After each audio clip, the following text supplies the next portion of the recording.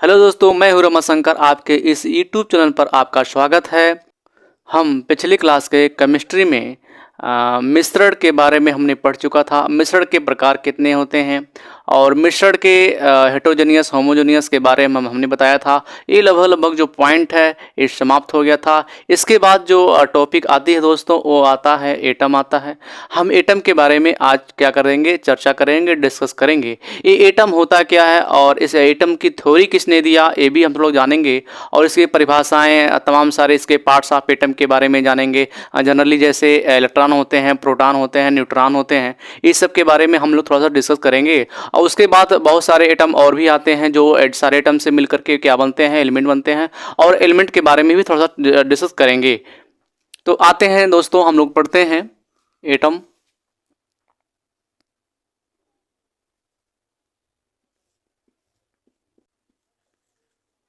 Atom atom means होता है परमाणु। क्या होता है? परमाणु। परमाणु के बारे में हम लोग थोड़ा जानेंगे आज। सबसे पहले परमाणु के बारे में, एक परमाणु बनता कैसे है। ये परम धन अणु। क्या होता है? परम धन अणु।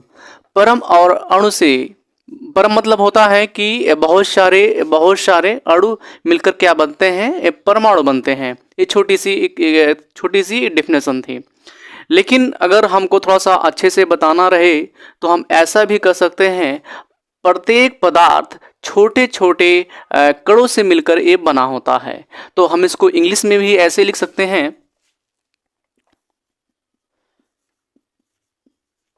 Atom is the smallest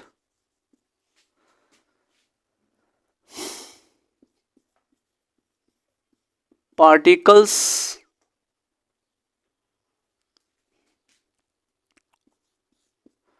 of element। तो एटम जो होता है, atom is the smallest particle of element. ये इसकी परिभाषा हो गई। अब यहां पर इसको हिंदी में भी हम लिख सकते हैं, प्रत्येक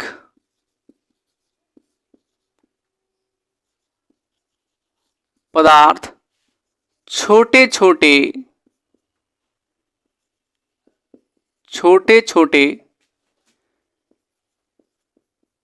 कणों से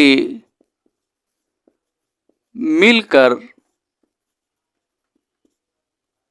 बना है। ये जो थ्योरी है, ये जो सिद्धांत है, ये किसने सर्वप्रथम दिया था? उनका नाम है महर्षि। क्या नाम है? महर्षि कणाद। सबसे पहले महर्षि कणाद ने ही, सबसे पहले एटॉमिक थ्योरी किसने दिया था? महर्षि कणाद ने दिया था। तो यहां से इनका श्रेय भी दिया जाता है। एटॉमिक थ्योरी किसने दिया? महर्षि कणाद ने दिया। ठीक है। इसके बाद से हम थोड़ा सा परमाणु के बारे में ये भी जानते हैं कि एटम जो होता है, एटम एक ऐसा कण होता है जो इसे विभाजित नहीं कर सकते हैं। तो हम एक पॉइंट और लिख सकते हैं, which can not be divided. Which can not be divided, इसका मतलब यह है कि ऐसा कण जो विभाजित न हो, जो विभाजित ना हो, इसकी हिंदी में हो गई। और इसके बाद हम लोग भी थोड़ा सा प्रयास करते हैं, थोड़ा जनरली दैनिक जीवन में हम लोग थोड़ा सा जरूर, आप लोग के मन में क्वेश्चन जरूर होता होगा कि ये जो एटम है, एटम को क्या हम लोग देख सकते हैं? बिल्कुल नहीं देख सकते, क्योंकि इतने छोटे छोटे होते हैं कि इसको हम देख ही नहीं सकते हैं। इसीलिए इसे पावरफुल माइक्रोस्कोप से इसको देख सकते हैं। तो इसको हम एक पॉइंट यहां पर भी लिख सकते हैं। हम इन्हें नग्न आंखों से नहीं देख सकते हैं, नहीं देख सकते, बल्कि इसे पावरफुल माइक्रोस्कोप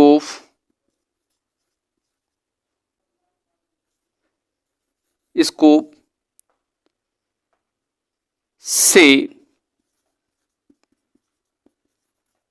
देख सकते हैं।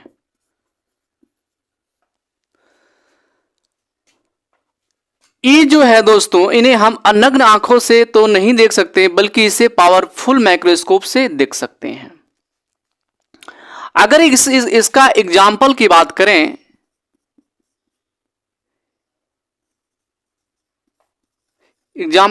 करें, तो जैसे क्या हो गया, हाउस हो गया, क्या हो गया, हाउस हो गया।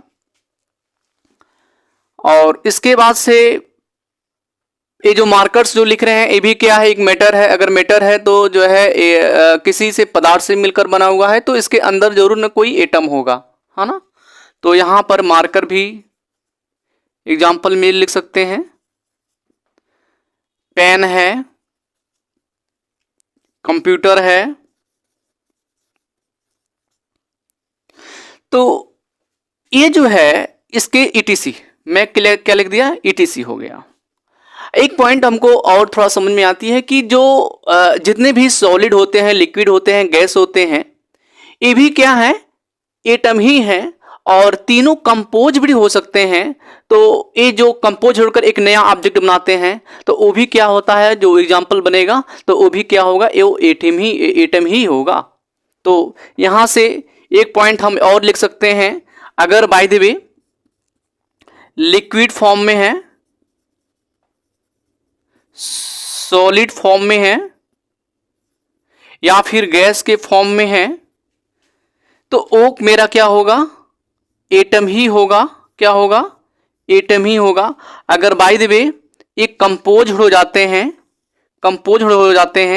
तब भी क्या होगा, एटम ही होगा। क्योंकि एक नया ऑब्जेक्ट बना लेगा, तो न्यू ऑब्जेक्ट बना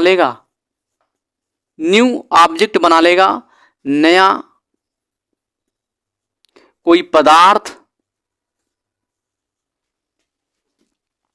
या वस्तु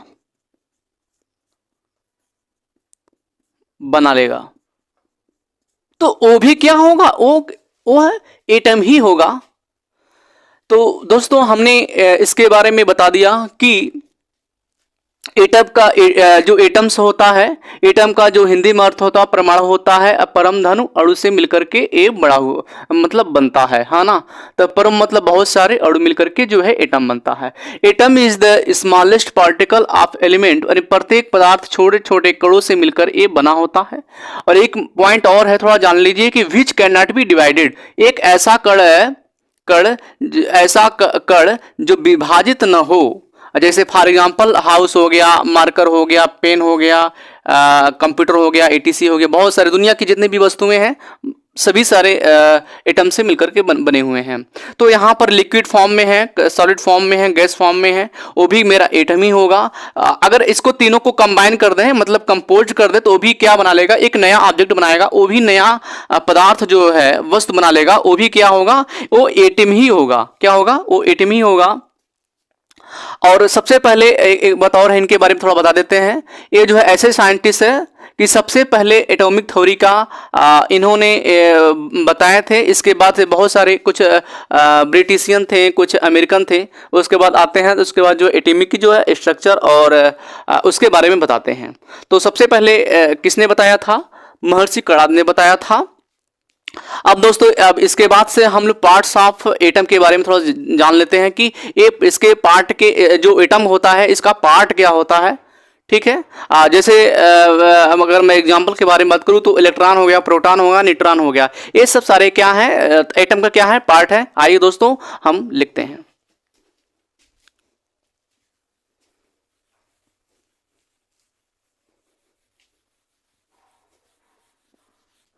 आइए दोस्तों देखते हैं।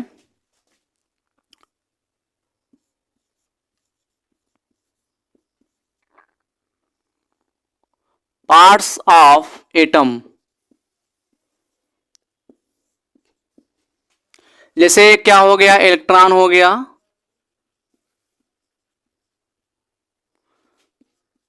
प्रोटॉन हो गया एंड न्यूट्रॉन हो गया।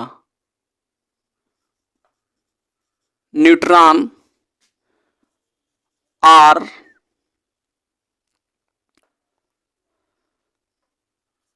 as known as known सब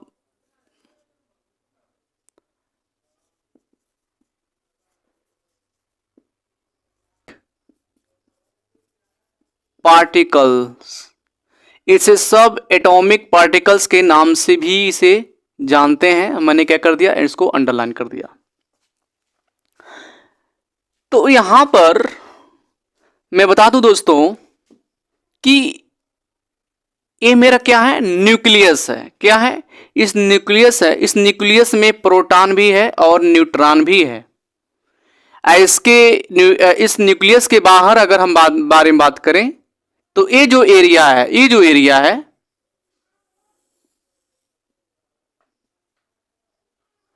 यहां पर इलेक्ट्रॉन क्या करते हैं, सराउंडेड एरिया में ये लोग चक्कर लगाते हैं या घूमते हैं। एक तरह से हम ये भी कह सकते हैं इलेक्ट्रॉन है, ये प्रोटॉन है, ये न्यूट्रॉन है। जो इलेक्ट्रॉन होता है, जो इलेक्ट्रॉन होता है, ये इलेक्ट्रॉन नेगेटिव चार्ज है। क्या होता है, इस पर नेगेटिव चार्ज होता है, प्रोटॉन पर पॉजिटिव चार्ज होता है और न्यूट्रॉन पर कोई चार्ज नहीं होता है। ना तो पॉजिटिव होती है ना तो नेगेटिव होती है। इसको चार्जलेस भी बोल सकते हैं, या फिर हम लोग इसे क्या बोल सकते हैं, आवेश रहित बोल सकते हैं न्यूट्रॉन को। तो दोस्तों अगर हम बारे में बात करें इसके, इलेक्ट्रॉन, जो इलेक्ट्रॉन है, तो इलेक्ट्रॉन की खोज किसने किया था, तो इसको भी थोड़ा देख लेते हैं। तो एक फार्मूला है, ईट पर नाच। ईट पर नाच। तो इलेक्ट्रॉन आई से क्या हो जाएगा, इलेक्ट्रॉन हो जाएगा। किसने खोज किया था, टॉमसन ने। टॉमसन ने। इसके बाद प्रोटॉन का खोज किसने किया था, रदरफोर्ड ने। और न्यूट्रॉन का खोज किसने किया था, इसका सिंबल ऐसे होता है न्यूट्रॉन का, तो चैडविक। चैडविक ने किया था। तो इस इंग्लिश में ऐसे फार्मूला लिखेंगे, ईट पर नाच, और हिंदी में ऐसे लिखेंगे, ईट पर नाच।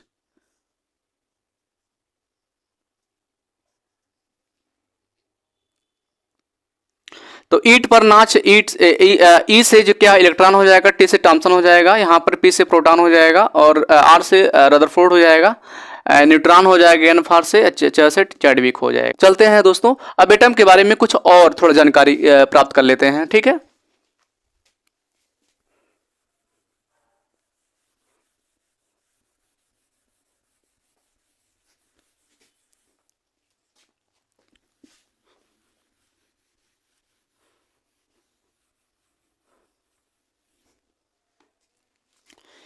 ये जो दोस्तों एटम होता है, क्या होता है, एटम होता है, ये एक तरह से एलिमेंट होते हैं। क्या होते हैं,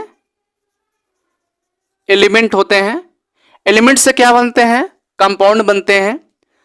तो ऐसे ही जो है बनते रहते हैं, है ना। तो हम एटम के बारे में थोड़ा सा हम बताते हैं। एटम के बारे में कुछ एटम्स ऐसे हैं, जैसे अगर पीरियोडिक टेबल की अगर बात करें तो पीरियोडिक टेबल में जो है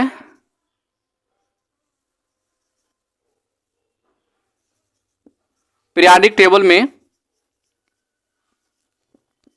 ऐसे 92 एटम्स हैं, एलिमेंट्स हैं, या 92 हैं एटम्स हैं जो क्या है, वह नेचुरल्स हैं। इसके जो क्या है, नेचुरल है, क्या है, नेचुरल है।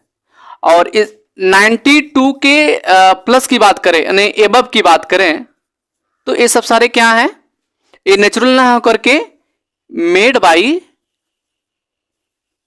बाई ह्यूमन बीइंग, वो मनुष्य के द्वारा बनाए गए हैं। इसमें कितने होते हैं, 18 समूह होते हैं। हमारे पीरियोडिक टेबल में 18 समूह होते हैं, 18 ग्रुप होते हैं, यानी समूह। और 7 आवर्त होते हैं पीरियोडिक। और इसमें और क्या होते हैं, इसमें ब्लॉक होते हैं। क्या होते हैं, ब्लॉक होते हैं। तो सारे ब्लॉक में कुछ ना कुछ एलिमेंट होते हैं, तो उसके फीचर भी कुछ होंगे, डिफरेंट टाइप्स के होते हैं। तो जैसे एस ब्लॉक हो गया, पी ब्लॉक हो गया, डी ब्लॉक हो गया, एफ ब्लॉक हो गया। तो ऐसे उसके ब्लॉक हैं। तो सारे ब्लॉक में उसको एटम को रख दिए गए हैं। तो क्योंकि क्या है, एटम का जो एटम है, एटम किसी का परमाणु भार किसी का डिफरेंट है, किसी का परमाणु मास मतलब जो है एटॉमिक मास डिफरेंट है, तो वो सेम नहीं हो सकते। अगर अलग अलग एटम्स हैं तो उनके एटॉमिक नंबर और एटॉमिक मास भी क्या होंगे, वो डिफरेंट होंगे। और उसके साइज भी यानी शेप भी क्या होंगे, वो डिफरेंट के ही होंगे। अब जैसे मैं कुछ लिखूं यहां पर, अगर हम 1 से लेकर के 10 तक मैं लिखूं,